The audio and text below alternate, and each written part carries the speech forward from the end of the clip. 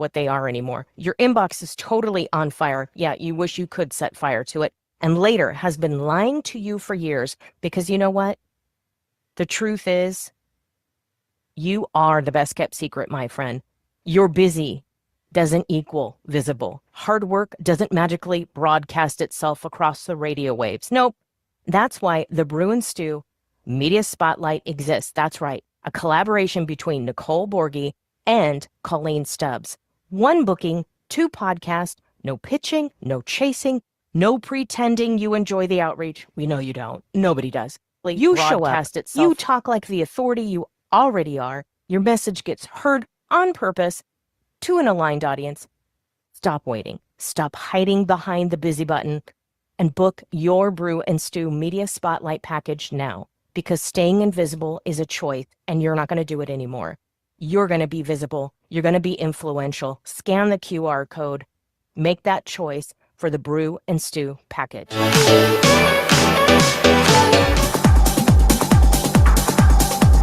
Busy, booked, exhausted. Your inbox is screaming at you like a siren.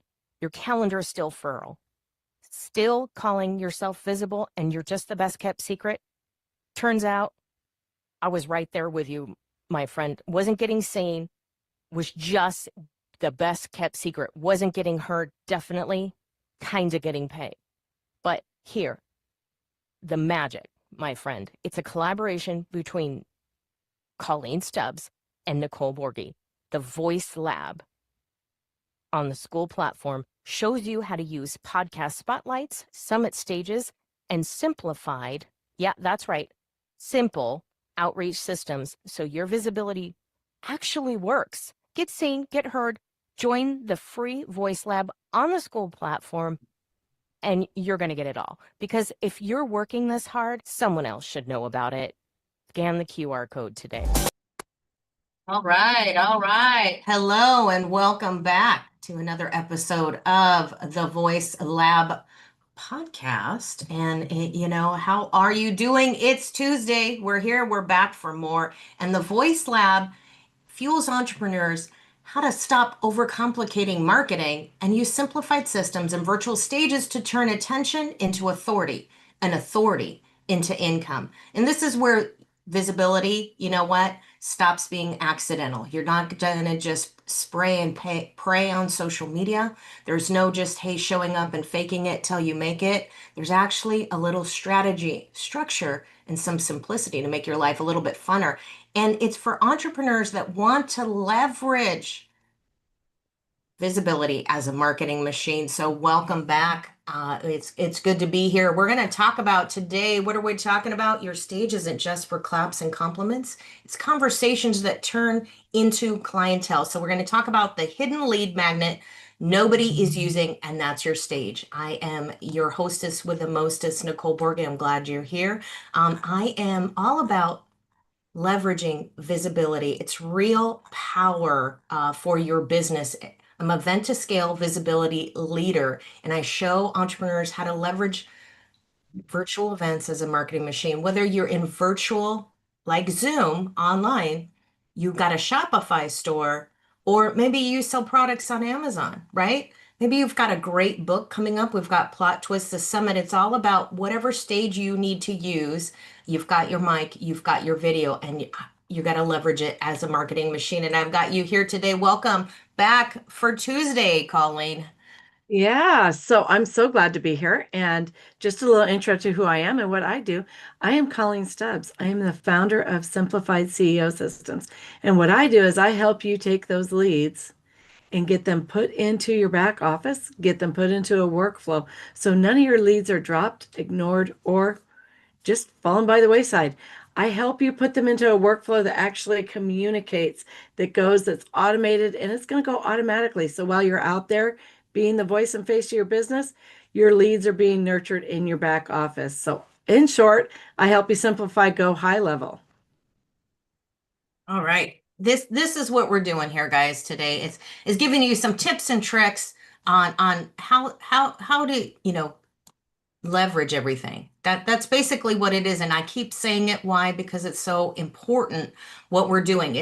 It's talking about using your stage because you can take your stage, you can change it, you can take everything from your stage and you can recreate, you can create from that stage time. You can get clips, shorts, reels, you can use it as training material, all that stuff that you have in your closet that you feel that you want to put out and you want to talk about that's just kind of sitting there on the shelf and you took all this time to put it out there. This is what it's all about. You're going to want to get on the stage and say, hey, that how do I be the executive of the after party right here? How am I sharing everything here? Where does this go? How does this flow along? And do I have to recreate the wheel? No. You've got this stuff in your back pocket. Basically, it's in your back office. What are you doing? How are you using it? So people will find you. And it's really gonna, it's so valuable and you get to have a call to action. And your call to action in your workflow or your call to action anytime you're networking is really about what is your next, either your next event or a product or service that you have that you want to share with people so you can get those people to sign up. So it just depends on where you're at. And it's really strategically inviting people into your system. They know they're going to go in there. I know it's a hard topic and people are like, no, why are people giving us their email? We don't want to connect with them. People give you their phone number so you could text them. If somebody says, hey, here's my phone number, text me. Let's have a chat after this networking event. Or, hey, you're on LinkedIn DMing people. Hey, you have a second? Let's get on a phone call. They give you the number, use it, right? It's the same with the email. We have this fabulous unsubscribe button. And here's another pro tip.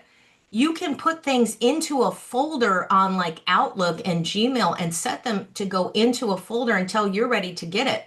So maybe you don't read somebody's newsletter for a week, but the next week you're like, hey, I read this great article. I want to connect with this person. They're on top of mine. I think this is going to be a great collaboration. You can go in that folder and fetch it. You don't have to see it in your inbox every time. So you can basically put it aside for a minute and then come back to it. So if you can't organize your email, maybe that's another thing that you need to look at is take a minute. And you do that well, Colleen, when you're very organized and structured, like with your tagging and your systems. And if somebody's giving a lead magnet, like I looked back at my back office and I'm like, okay, a lot of this stuff is generically tagged the same thing. And then am I looking at who's getting this and who am I reaching out through to for certain stages? Because I want something to happen. And instead of just emailing everybody, maybe I should restructure it and look at what's going on in my back office. So I send emails out to the right people. That's so important too, because we want to make sure that we're not coming across as spammy, but also it's just like anything else in life. You have some people, maybe some girlfriends that you go out with, and you have a point of conversation with them that may be different than when you go out with other friends, right? And so it's the exact same thing in your back office. You want to make sure that you're really reaching your audience with things that they need, that they want, so that they do open all of the things that come from you. A simple way to do that is to create an opt-out, opt-in form that replaces your unsubscribe list and or unsubscribe button on the bottom of every one of your emails. And so they can just click that and set their preference to what they really want to hear from you about. And then when you go to send your emails, you just use that filter of filtering out people with this form or in people with this form, right? And really, I love systems. I think it's actually a personality flaw, to be honest with you. I feel like I've always had a control issue and I have to have everything organized in a way that I can get to it quickly so that I don't ever panic. And so I am very articulate in my tagging system and how I tag people. And just a tip for those of you that haven't heard me say this before, when I tag people in my CRM, I tag them and I put next to, well, one of the tags I give them is what they do. And that's just what they do, right?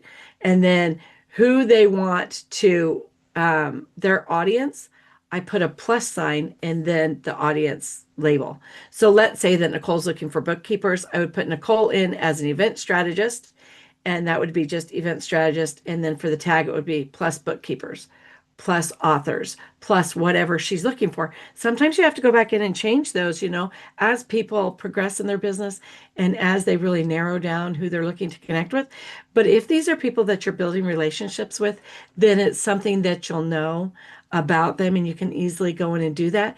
But the benefit of this, the biggest benefit is then I get in a network meeting and somebody says, "Hey, I'm looking for this kind of person." I can just go in and see, like maybe they're looking for an event strategist. I just go type in event strategist in my CRM and I can see who is an event strategist.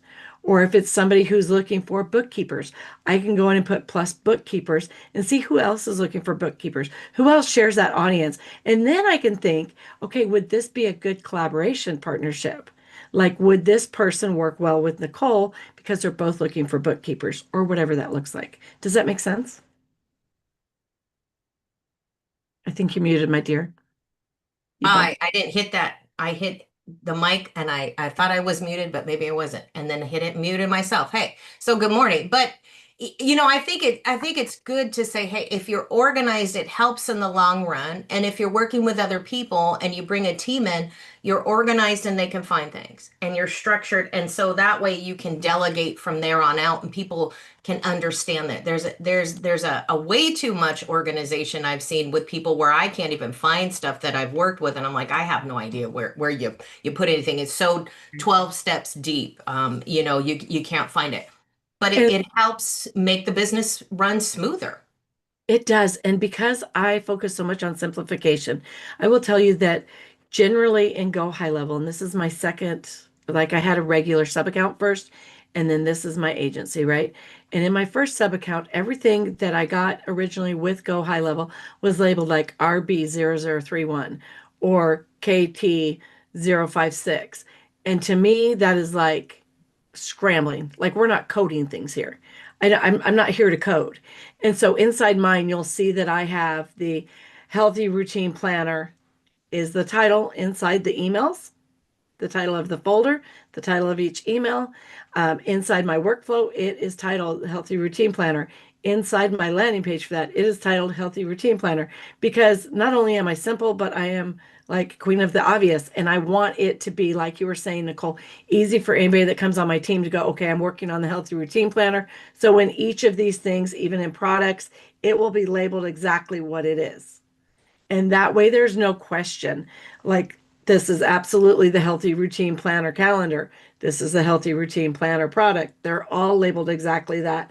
And for me, it's just a lot easier. I've sat with people and I've sat through the GHL training that explains why everything is SR051, and it still doesn't, like, it's still too much thinking for me. That makes me sound inept, Well, but I'm not inept. I just need it simple so it can be quick.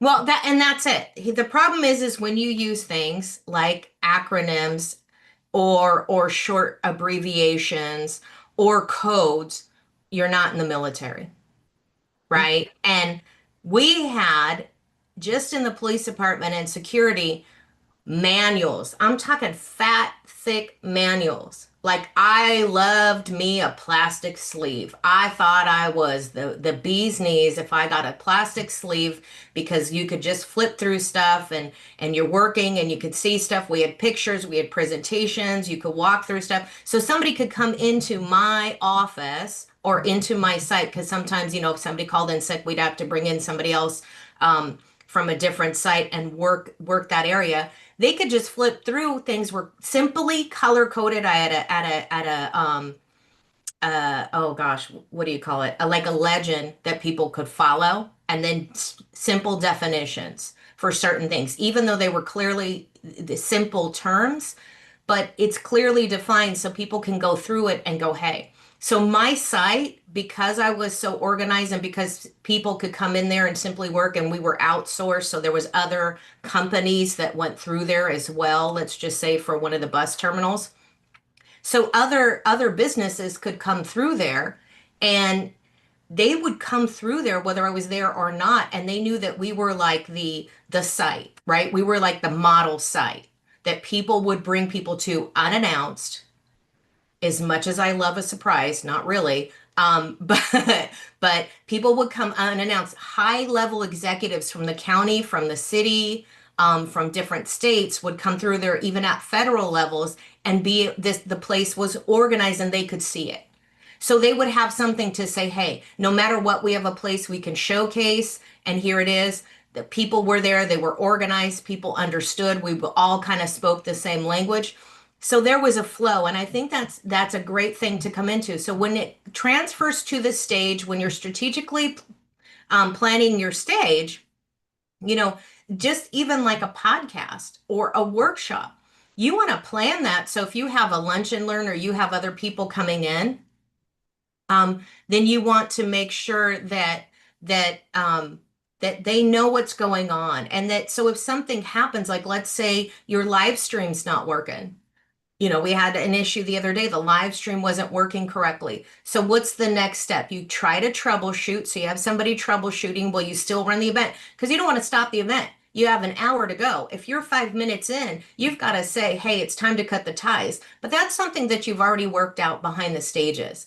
And you have a routine and a structure to follow. So everybody's comfortable. And your audiences, you've already developed great relationships with them. So they know that, hey, this is a professional. She's on the stage. She's gonna share some great information. The guest feels comfortable, even if there's a hiccup. The guest feels comfortable and comes in, and that's okay. They know that they can trust us.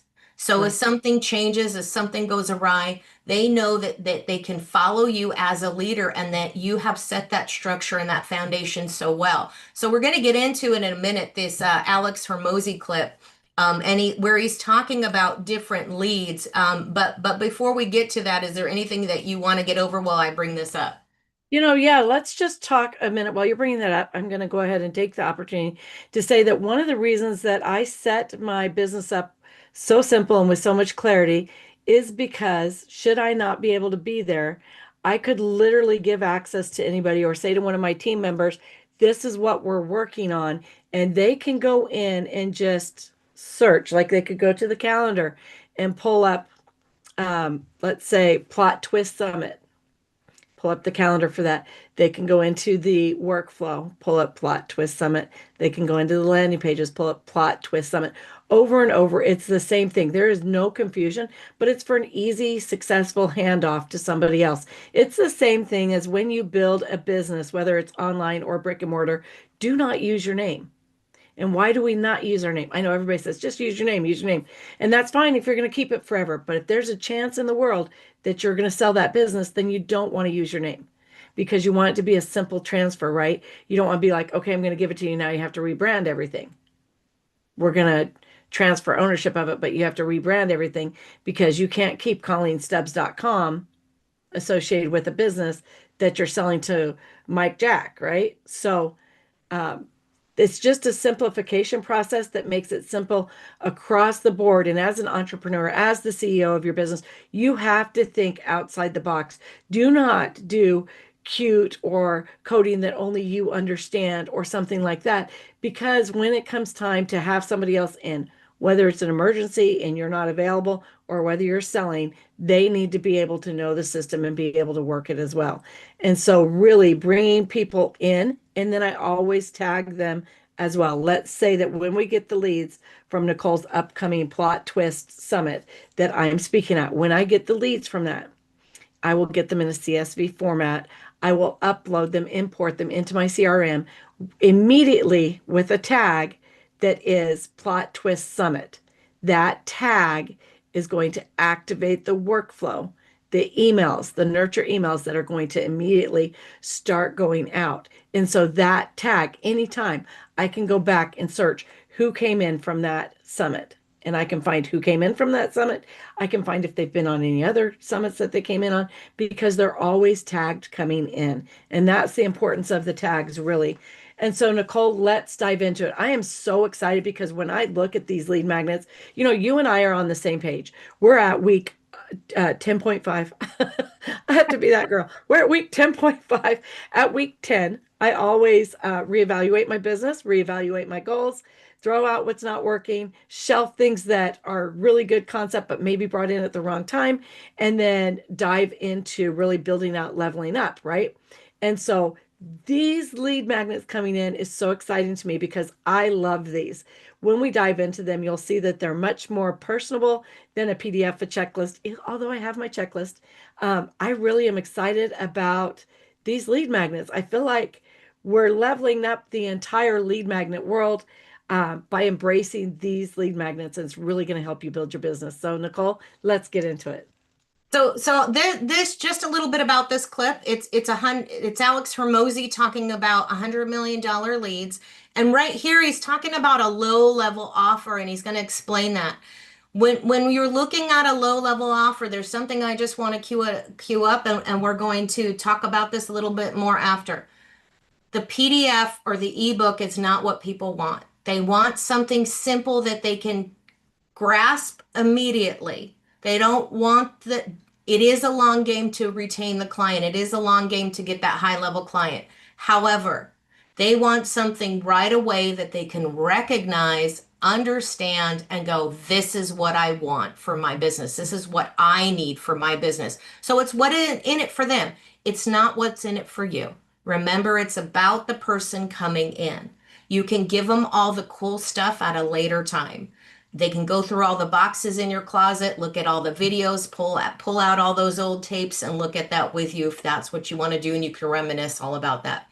But right now it's about the first start is a low level offer. And the reason part of this came up was had a conversation with someone coming on the stage for the Plot Twist Summit and let them know that, hey, right now what's working well for lead magnets on a freebie is either something simple like a short tip paper, just a 1-page Google Doc. But but in all honesty, that's oh, okay. That kind of, I was watching that and I'm like, what's going on there? All right, I see you're typing. Okay, so honestly, what that's something that you want to give away in a podcast, you want to give away on your LinkedIn and your social media. What they really want from a webinar, a workshop, or a summit is more or less something like a school group that's going to give people something, or a workshop. Why? Because you're probably going to put the workshop together for free anyway. You can upgrade to a VIP if you want to add a phone call in that summit, but you really want to give something away that they're going to get something out of it, and they feel that they're going to get a little bit more of you because they want to explore you a little better. They don't want to just come here and get your freebie and get lost. And that it's a waste of time. But let's get to it. Let's talk about this. And I'm going to share this on the screen. Here we go. Make sure it's optimized, and there you go. Help you solve your problem. All right, this narrowly defined problem, and it's all valuable and it's free. It's yours. So what happens is a percentage of those people say, you know what, that is helpful for me. I do kind of suffer from that problem, and this is a low risk investment for me. All I'm really investing is time, and that is an investment. It's just for many people a lower investment than money. Less trust is required to give time than money for most people. So then a percentage of those people then consume the thing and say, man, this guy's pretty good at this thing. He helped me solve this narrow problem, but I have this other problem. And guess what? Now I say, hey, I know I fulfilled my first promise to you, is that I was going to help you solve this problem. I can help you solve a much bigger problem in this way. And now we make our core offer. And now we make it to a high trust group of people, and we have a significantly higher take rate on it. And so we use the lead magnet not because we're great people, but because we want to make more money. And we do that by building more trust and providing value in advance. And so that is kind of the before and after. Now, again, if you're brand new to this, sometimes you can't just go make a core offer. I'm not saying it doesn't work. I'm saying this is how I do it. A simple visual for you is if you had a bar or a restaurant and you gave out salty nuts for free, I just want to say salty nuts, some people, a certain percentage of people would be like, man, I'm kind of thirsty. And then you have ice cold water sitting there and you sell the ice cold waters. So even if you give away salty nuts for free, you can make it up and some in the profit you make from the core offer or the upsell in the situation, all right? And so an interesting factoid about this is like the reason Costco has done food samples for such a long time, they stopped during COVID because of germs, whatever. But like They did it for a very long time, and I think they're bringing it back, is that it drove sales. So they knew that giving away free food and paying people to sit there, giving away toothpicks of stuff, sold more product. And so they're not idiots. They're not just like, oh, well, if we give away all this free stuff, people are going to eat all this food and they're not going to want to buy, they're not going to buy anything. Doesn't work that way. That's not how reciprocity works. It's not how, like, what happens when you try the, like, let's say you try all the things at Costco sampling, which many people do, all right? Well, you tried 20 things, but one of them you really liked. You're like, man, this bean dip, 7-layer bean dip's not that bad. And what do? You buy one. And what would you have not done if you hadn't done it? You wouldn't have bought it all together if they had offered none of those. So the cost of all those samples is the cost of delivering the lead magnet, but they make it up and some in you buying the thing, right? And so lead magnets get prospect to take one step closer to buying your stuff. And this is like if I can imprint this on you, a person who pays with their time now is more likely to pay with their money later. And so what we want is to get them to pay with their time early so that we can increase the likelihood they give us money later. That's the whole game. And when they pay with the time, I think that says it all right there. You know, they're going to pay with their time now, and they're going to pay with their money. They're paying with your time now is your audience member or the other speaker at your event that's going to collaborate with you has invested time in the event. They've gotten to know you. They've built they're building a relationship with you, and now they are invested, just like the person that has showed up at the event. And you want to honor that person that showed up at the event and give them something good. So give them the toothpick with the salty nuts on it, or give them the salty nuts, right, in the little cup, right? You know, Trader Joe's does it. They give you good food. The person describes it a little bit, and Trader Joe's puts it where they have their little kiosk with the food. If they're doing coffee, that little kiosk with the person in it is right next to the coffee. Here's the coffee. Here's the packages right here at the kiosk. If they're not by the coffee or the coffee machine or the coffee aisle, they've got those exact packages that you can grab and dump in your cart. And they're going to direct you, here's some milk over there if that's your thing. Coconut milk, you want non-fat, non-GMO, super steamed coconuts, from the best farmers ever. You can go there and get that. They're going to direct you to it. It's just the simplest conversation, and we've made it so overcomplicated on these years. When you're coming to the stage, like a stage and plot twist, which you guys, shameless plug here, is April 21st to the 23rd. It is for authors. There is a few more spots left. It's for authors that want to share their book and what they wrote about their book, their journey on their book, or their story behind the book, or even for people who offer publishing support. Are you an illustrator? Maybe you have an audio AI. Maybe you have some type of system that can work for authors. Maybe you help people write their book. Maybe you're an editor. Maybe you're a ghostwriter.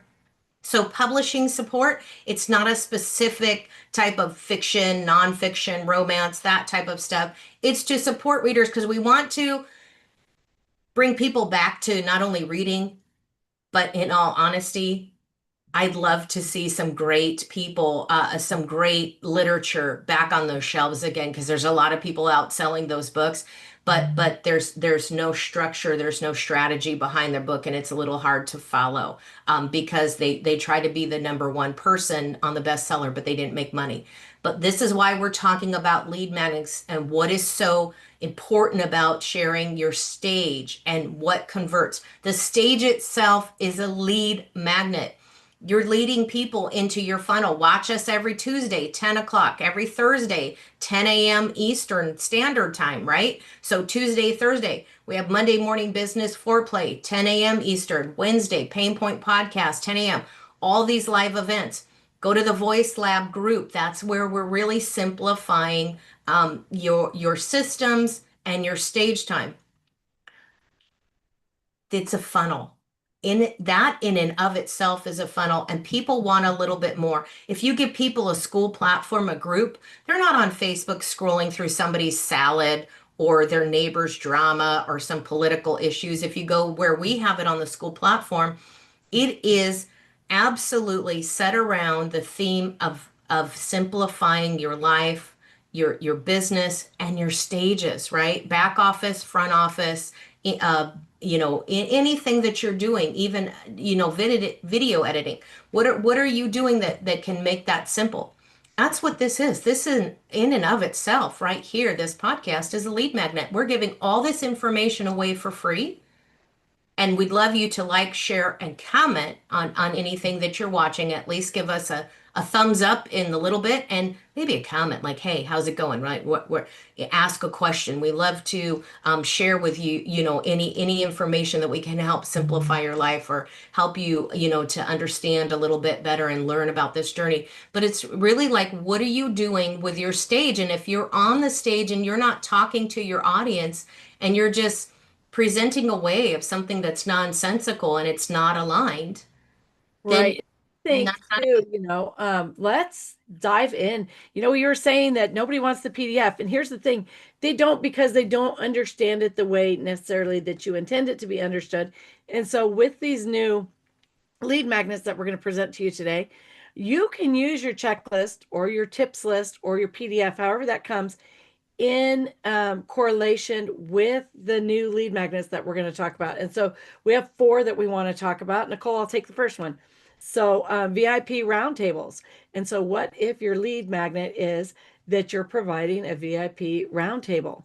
Number one, that makes it simpler for you because it's so much easier to just sit and talk in a group than it is to get on 20 one-on-ones, right? And so maybe it looks like you have 2 roundtables with 10 people in each one, but you can get in there. You can bring your PDF. You can bring, whether it's a checklist, tips, a journal, whatever it looks like, you can bring that and go through that, touch on the highlights of it in your roundtable. And what that does also for you as the CEO of your business is it gives you the opportunity for live feedback. And so record that and then go back and dissect it, just like it's a ball game, right? And you're playing in the ball game. And then afterwards you go back and you look and you see where you should have done things different. Or maybe in this instance, you're going to see what part people were more interested in or what questions they had. So when you form a VIP roundtable as a lead magnet, this is what you're giving away, right? And they come in, they also get the PDF or the standard operating procedure or whatever that looks like that they're going to get. And you dissect that with them and go through it step by step with them. They get better clarity and are more apt to move on to booking that personal call or booking a consult to see if it's a good fit for business. But you also get the feedback from it, so you know how to improve it. And you also get it done in like way less time than getting on all these different one-on-ones. Nicole, you want to take the next one? Or do you have any feedback on that? You're muted, my dear. Of course you are. I unmute it and then I mute it again, thinking I didn't unmute it. I'm like a step ahead of myself. Whatever. That's okay. But so I think VIP roundtables are a great place for your PDF because that's the place, and even in a workshop, that's the place that you can tell people now, get your PDF out, get your piece of paper out, and we can take notes. We can workshop this in real time. And you're sharing with people, that's the tangibility of it. That's the moment that you're exploring this together and people see that you're giving them something, they're learning something, and they have a chance to question. So if we're going from VIP roundtables to private strategy invites, so strategic invites, are you inviting people, in your DMs to certain things, or like, hey, maybe you know somebody, or you want to, it's an invite only strategy that's really leveraging the scarcity of the moment that you got this private invite to this event that nobody else is getting invited to. Maybe it's a call, maybe it's an invite into your roundtable or a master class. Not everybody's getting that invite, and you can let people know it's a personal invite. Don't use it as a ploy, but say I'm personally inviting you because I want these 5 people. I got one for tomorrow. There's only a core group of people. I think it's a special way to say, hey, you're a higher level person. I've collaborated with you before, and let's get to it. And it's a great way to to workshop with people and have that mastermind. And it's just like an executive way, an executive roundtable. Not everybody in the department's going to be in that moment. And then you can talk shop. So you're safe to talk shop and you're safe to be opinionated without necessarily a client there, because there's things that you want to workshop and talk, and you want to feel free to have a conversation and have an opinion and really come up with some new ideas. Yeah. And Nicole, I love that. And I think that it really gives people the understanding of the value they hold for you. You know, you're not going to invite everybody into those. You're going to want to invite people that you know align and would work really well with your business, right? But then I also think, as far as private strategy invites, I'm going to turn that around a little bit. One of the things that I love to do with my clients, I love strategizing business. And so I have a particular client, I've probably spent 16 hours in the last 2 months strategizing with her. And this is because she is my client. But how valuable that is for her. But also, if I say to somebody who, when I'm giving them my PDF, my lead magnet, let's get together, let's really strategize how to simplify your business, what you should be automating and when, and what you should delegate, what really needs your personal touch. Let's get together and brainstorm this together, so at least you walk away with a clear path for the next week. And if you give that away, certainly it's a bit of your time, and but how much value that holds for them. And then they know, going into a relationship with you where they're a client, how much value they can expect. If this is what you're giving for free, they know they're going to get much, much more as your client. And I think that that's super important. And it's something that you can really leverage. Let's talk about executive after parties, because I feel like, and I don't know this, so I'm going to throw it out to you, Nicole, to explain it to me, but I'm feeling like we're saying, okay, maybe I'm speaking in a summit and I say, okay, for everybody who's listening to this, if you have more questions for me personally, one-on-one, I'm actually going to deep dive into what I just taught more in my executive after party and really open it up for questions. And so you can bring examples in real life instances from your business to this after party. And let's really dive in there and collaborate in there and see what we can come up with as a solution. This invite is only for people who book during this session or something like that. Is that where we're going with the executive after party? Yeah, I think it's more of in this kind of terminology, it's a little fun and it's a little twist. So if you, this is where I've seen it come into play, that some people, what they do is, if you have a workshop, there's a few type of people that you might want to invite into a second call afterwards, right? So if your call's an hour and a half long typically, so it's 90 minutes, and you've given your sale, you've given your pitch or something, or you have something private that you want to share with just a certain core team of people. Maybe you have 3 people from a group. So let's just use the VoiceLab. We have the VoiceLab group on the school platform.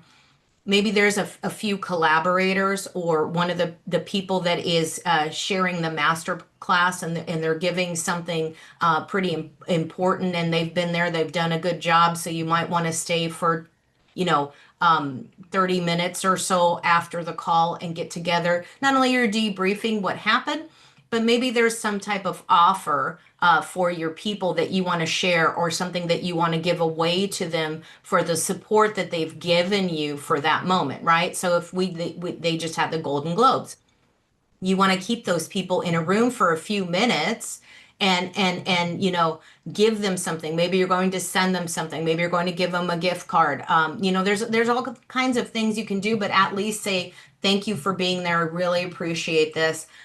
Maybe we'll get together and collaborate on something else. So it's it's just a real thank you moment for someone. You're not trying to sell people at this time. You're trying to say, hey, great collaboration. Let's have a moment. Let's give some gratitude and say this is what we do. Not everybody in that room gets invited. Maybe somebody showed up that you've worked with before, you have a coach or mentor, maybe you have a higher level client that you spend time with, that you're strategizing with, and you want to invite them into that because they've been a good client, they've worked with you for a while, and you know that they're at a higher level.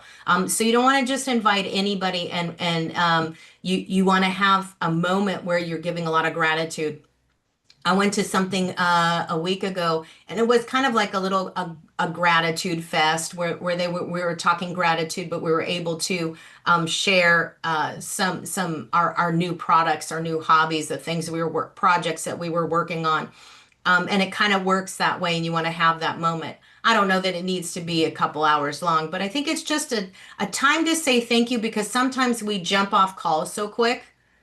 You know, what are we really doing and how are we spending our time with people and are we taking that moment? But I think that comes back into the high level conversation hooks.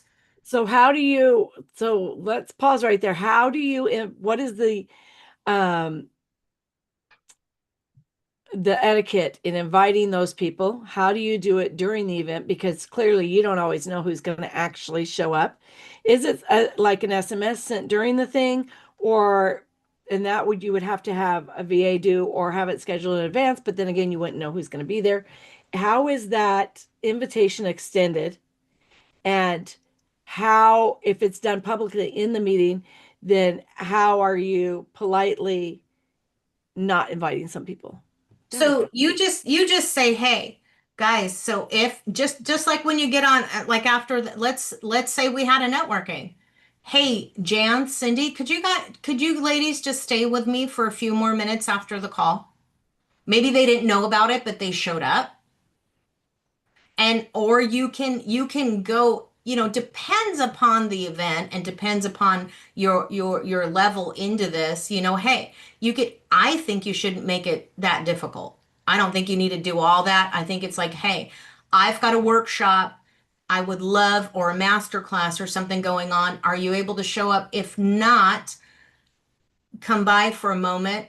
We're going to just have a higher level conversation. Let's get in the room together because you want to. Maybe it's a good time to refer people. So Oh, if you had a networking event like we had a networking masterclass with Daniel Andrews, it's about stop networking and start building relationships. And in that case, you can jump into specific people and share with them. It can be kind of just like right there, right now, impulsive in a sense. It feels right, or it can be like, hey, we're gonna have Jan, Cindy, Bobby come all in here. I don't know why the Brady Bunch is in my head, but you invite them and say, hey, I want you to meet Daniel after this. Daniel's going to be here. He says he's got about 15-30 minutes to come by. I'd really like you guys to get in a conversation with us. So okay. it's just really that kind of powerful invite. I think if we think about it too much and we go too deep into it, I think it becomes a different type of event and it doesn't work as well as it's kind of supposed to be a low key.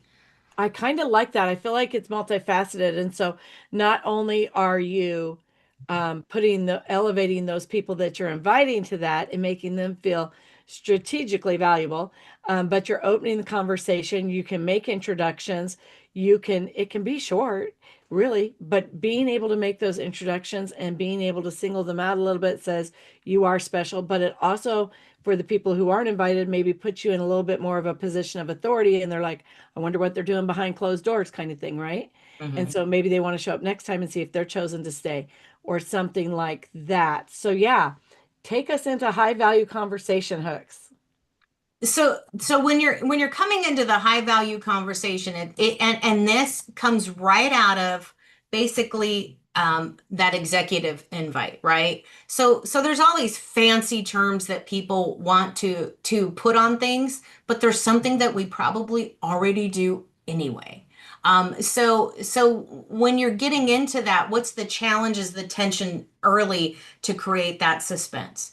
So the moment that, hey, so here's an example that I found that I kind of like. The moments the lights went out, I realized I was the only one who knew the code to the emergency exit.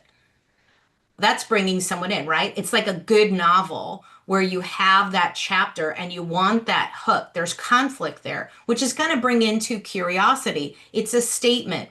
So this is really just coming back to the hook that you're using for your social media. So when we're working on this, and whether it's your podcast or your summit, how are you bringing people in there to kind of entice them into it? And here, this is something that we kind of overthink, but something that we've done for years, but we ditched because AI came into it, and everybody wanted this key word for the day or this turnkey sense of whatever that we took away from military. I mean, not military, but that was boots on the ground, but we took away from real estate. All these hooks to get people into a conversation, which turned into a bunch of pitch slapping down the road. But here, coming back to the high value conversation hooks, there's great openers, and you did this great with an email that you were talking about with somebody that we had on Monday Morning Business Foreplay. But there was a hook in that email that you used that was great, but it actually went to the email. I think where we're losing with hooks is it's a hook that has nothing to do with your email, or your social media, or the title of what you do. You just want somebody to click and then they don't stay. So you lose people in trying to do that. But you want to have value in something that will probably is catered to your audience. And that's what you used the other day when you sent out some emails, right? Right. So specifically, I asked Billy, which is funny because Billy and I had connected a couple different times. And really, I felt like there was great synergy there. And I really love what Billy's doing and support him wholeheartedly. And then I noticed that he quit opening my emails. And I was like, what the heck, boy, what are you doing? And so I actually, the hook said, okay, you're making me sad. You're not opening my emails. And then he opened it. It said, so inside I put, so you're either disengaged, don't find interesting at all what my emails are about, or you've moved on. But I saw a lot of opportunity and alignment for collaboration here. And so if you feel the same way, let's get in another conversation. And I put my booking link, and of course he booked in. And that was a few months ago. But just being able to, I know that we automate so many things, and I want to say that we do automate so many things, but when I go back through my emails, if I see that somebody's dropping off on their open rate with me, specific people, then I go in and create something specifically for them that's like that and send that out to really get their attention. And not to everybody, but to the people that you really felt that synergy when you met with them, or multiple times when you're like, yeah, I can totally support this business. Those are the people that you want to continue building good, deep relationships with, that really, so that they know you more than just surface, right? And so those are the people that you want to step outside your automations and really connect with. Can you give us a couple of high value conversation hooks that we could use to bring people in to stay later? That's not just, I want it to be tantalizing so the people who aren't invited to stay later feel like, oh, why am I not going to that?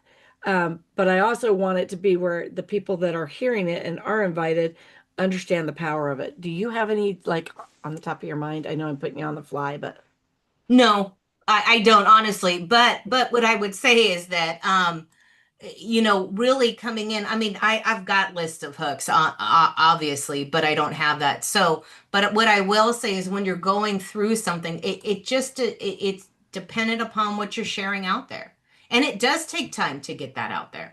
You want to take time to develop that and have your list and bring that out. But I mean, for me, it's not spontaneous. For me, it's in this moment, is that going to work? So it takes time. Here's your title. It takes time. Here's the hook that goes along with your title. And here's the hook, may be different from your newsletter than your social media. So there's a lot of that goes into that. But it just depends. Like you said, who are you talking to? What is the relationship that you have? So I think is a little bit more thoughtful when you're going deep into that of how you're approaching that. But if we go back and we're looking at that, we're just about out of time today, you guys, and we'll talk a little bit about the Plot Twist Summit. I do want to share that with you. There are a few more spots there, and we really want to bring back to people like, hey, this is the advantage of being an entrepreneur and being public. We have all these tools here, and how do we utilize them to promote our business? And a book is a great way to promote your business. and maybe your business is promoting your book. So however you look at that, who are you inviting, and who are you getting into the room with, and what conversation are you having with them? So you want to bring that in. And sometimes it's not just a spicy hook. Sometimes it's the moment that you're saying, what is our relationship building together? So Nicole, as you Yeah. pull that up, I want to say a couple things. First, I want anybody that's watching this, I don't care if it's a replay or not, I want you to drop any kind of lead magnet in the chat that's been working for you or that you think is creative and up and coming, so we can all go back and look at that. And then Nicole, let's talk a little bit about the book thing, because I'm going to speak at the Plot Twist Summit. I have zero interest in writing a book, so I'll just put that out there. Why am I speaking there? Because I offer a way for authors to build out a landing page and really build up their email list and start converting the leads that they get from summits. And so it's not just authors, right, Nicole? It's going to be anybody that can benefit from your service that isn't an author. So if you do book covers, if you get authors on podcasts, if you do ghostwriting, if you do graphics inside, or if you, whatever, if you teach people to write books, anybody that has anything in that realm can come. And obviously, I'm going there for storytelling too, because library time is my favorite time when I can listen to everybody's story. And then I love what you've talked about before, Nicole, where the author's lead magnet can be an audio clip. I love that. And so, yeah, let's dive into Plot Twist a little bit more, but let's make sure that if you are anybody that services anybody that's an author in any way, then this is also a good stage for you, right, Nicole? I think it absolutely is. You know, there's so many books out there, and a lot of these ebooks become books, or these books become ebooks, and we take it away. We have so much information, and it is a great way. CEOs in corporate America used books if they gave a talk. It's a way to, you can give something away. You can give somebody something tangible. It's a great gift. It's a better connection for people. I have a few of those. I have the Key Person of Influence. When I went to a conference last year in January, we got that book from Kevin Harrington, and he signed it. It's also co-authored with Daniel Priestley. And the reason I say that is he wrote a book and he's an author. He makes lots of money, but it is a plug in a sense. You are promoting yourself, you're sharing with people.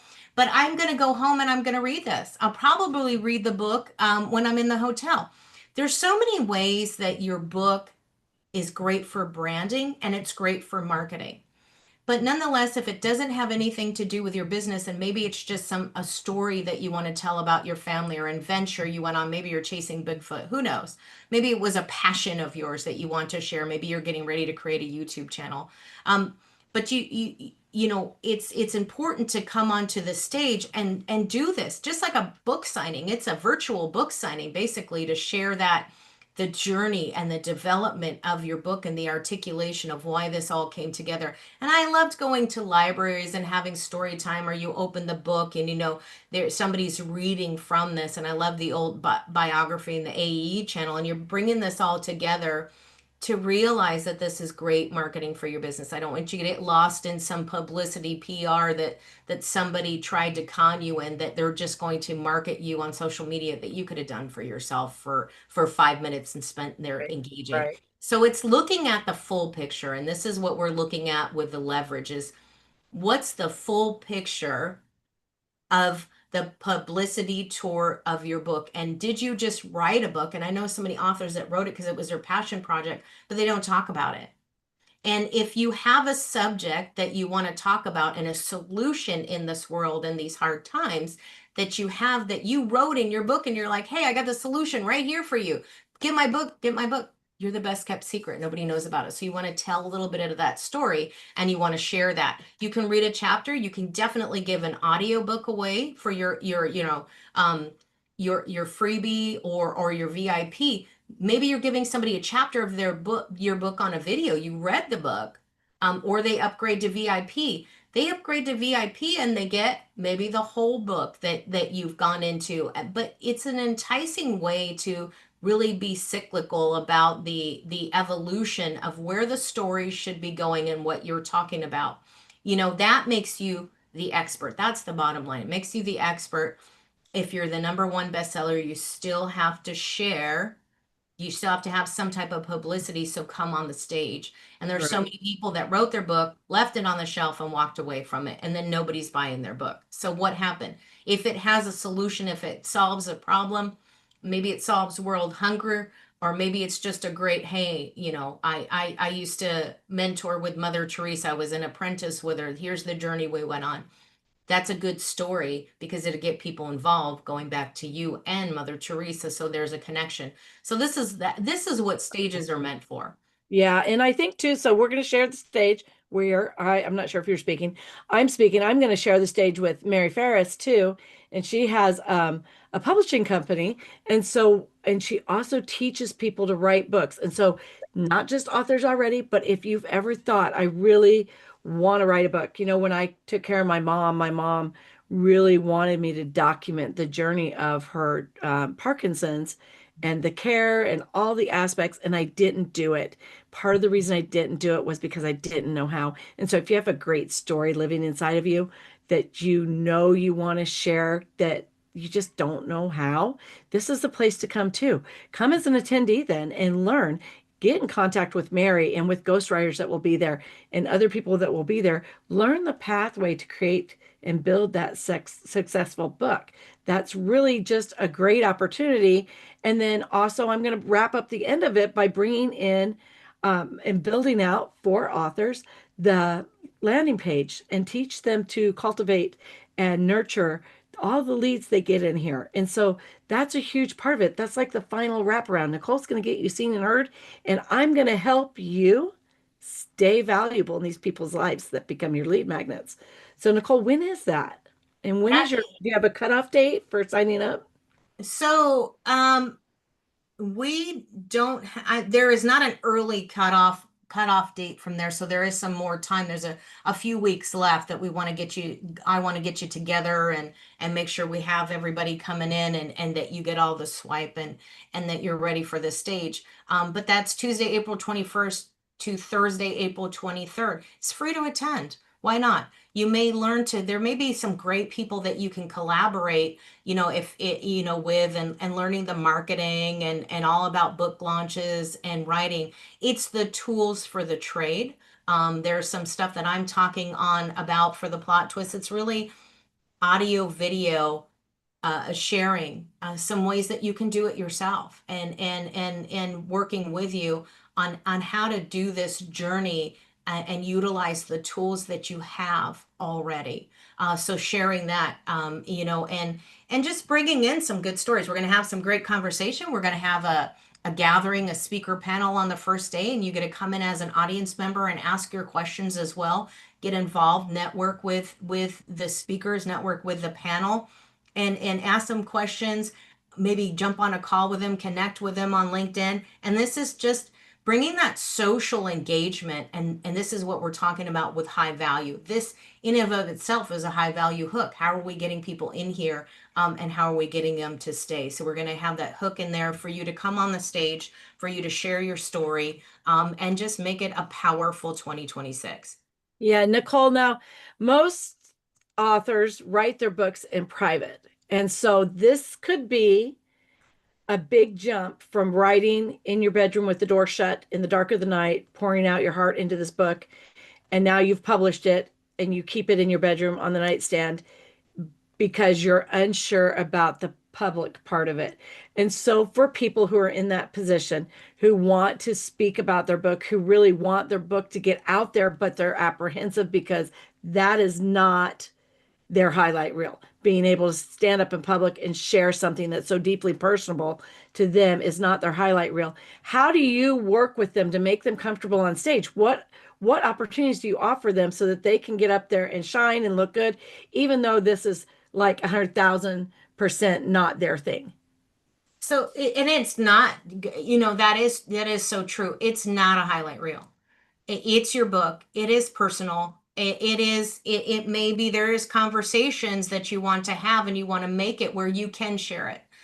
So you want to have those conversations with people and come on the stage. So working with people, if you want to come on the stage and you're a seasoned speaker, you're a seasoned author, you've got the thing, come on stage. There's support for you there. That's wonderful. Bringing in more publicity, getting live on a podcast, getting live, being live, connecting to the audience. It's more connection. We want to get away from the trust recession. So I'm opening more spaces for you to connect with the audience and collaborate with the other speakers. But if you're an author and you're like, hey, and techies are this way too. We kind of stay away, locked in our home because we've got this whole imagination thing going on in our head. Sometimes we end up living in our head a little too much than going outside. And maybe this is something more personal. So it's what you're comfortable sharing, and it's how do you want to share that. So if you find something that you're comfortable sharing and what part of it that you're comfortable talking about, that's a great thing to present on the stage and then to work with. So if you come in as a speaker, if you need help creating an account to get on something and work on the back office, there's time we get on speaker calls. If you need, because I use a certain platform, it's free, but I want you to get more publicity. If you have an issue coming on live on the camera, you're not ready to speak, maybe you just need to do an interview style. And then people can interact with you, and you don't have to worry about what's going on in the chat. You don't have to worry about what people are saying. You can just stay concentrated and you don't lose focus. So it's just a great place wherever you're at in your business, wherever you're at in your speaking career. I want to make it that the stage is a good place for you so that you come back and do it again and realize, oh gosh, this was so easy.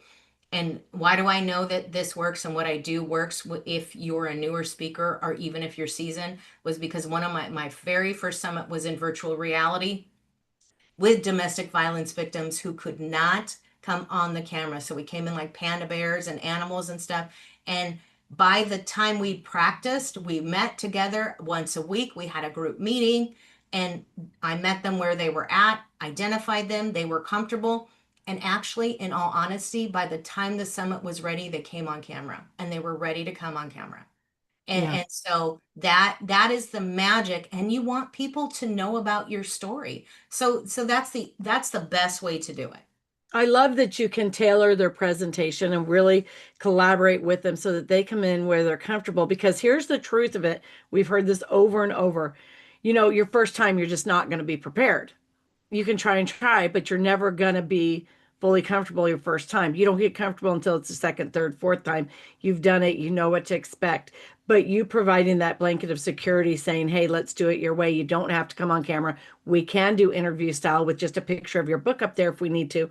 Whatever that looks like to break the ice, to get them out there. This can be an absolute game changer for the bedroom authors who are enclosed and not really comfortable sharing everything yet, but they know they need to do that in order to get the traction under the sales of their book, in order to progress in their business. And so that's a great service that you offer. And I really have appreciated that. I know when I first did my summit with you, the summits the 4, 5, 6 I had done before that, there was no communication with the host beforehand, except to say, be here at this time.